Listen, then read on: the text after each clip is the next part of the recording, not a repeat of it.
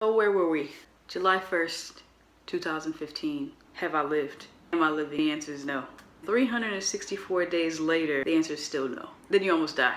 For me, I got to spend some time with myself, sit in that question and take it serious. You can't ask a question like that and return to your regularly scheduled programming. If your life has led you to a place where you're asking that question and the answer is no, you cannot think that you're going to be able to continue to live the exact same way and then the answer will become yes. I didn't get better after that. I still had hives. July, August, September, October, November, December, January, February. Did I ever get answers?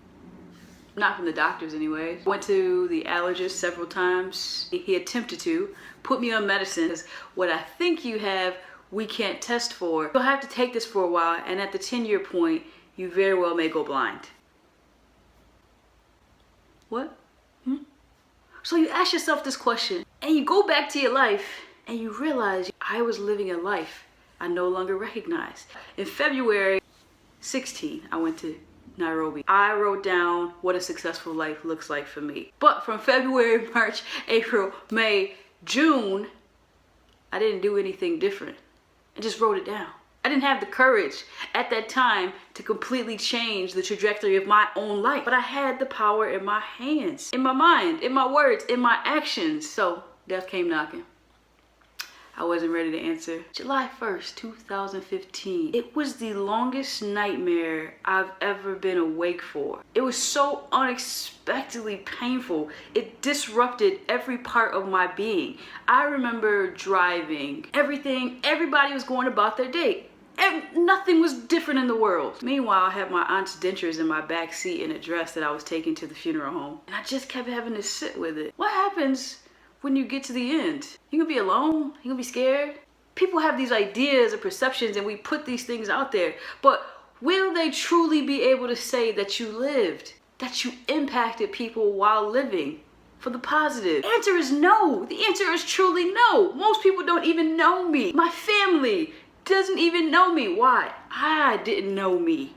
I was too busy trying to be something for everyone, trying to find my way through the restraints and the restrictions of all these ideas and concepts that people put on you. Nah, live down to that when I really feel like this. Trying to make people comfortable with my presence. They weren't comfortable with their own. Nursing injured and hurt people and not taking time for me. I was too busy for myself. I was too busy to live. I was just busy. That's it. Just every day, waking up. No plan, no idea, no big picture, just waking up unfulfilled every single day. Sustaining 1,400 square feet of a loft, dog, car, bills. For what? For what? I wasn't doing anything in Rochester City that I didn't even want to be in. I had convinced myself that this was all I needed, that this was it. I had forgot how to fly.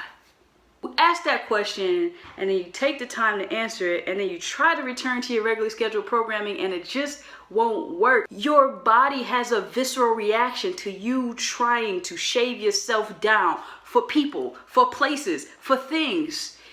I'm so grateful that I almost died. I was just as sick January 1st, May 1st, as I was on June 29th, as my aunt was on July 1st. But had she not died, had I not almost died, I would not have been able to see that I was not living. I was sick. Not sick on a test that a doctor can find or blood work, anything like that. No, I was not me. Turn that around. Only thing that made sense to me was let it all go. So I did. My apartment literally physically made me ill, swelling up hives. All of my clothes physically made me sick.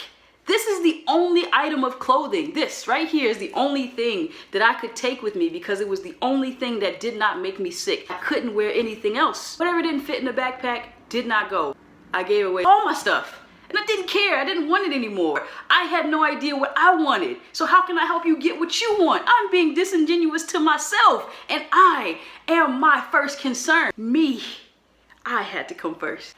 Me. We are so afraid of that. This concept of people perceiving us as selfish. F that. I had to come first. Disassociate myself with everything and everyone I knew. I had to do that for me. That may not be your story, but it's my truth. All these things I was sustaining, I didn't even know why I was doing it. For what? Unfulfilled for why? Who said it had to be like this? I could cut them off too. So I left. It's the best decision I ever made. Continues to be the best decision I've ever made for myself.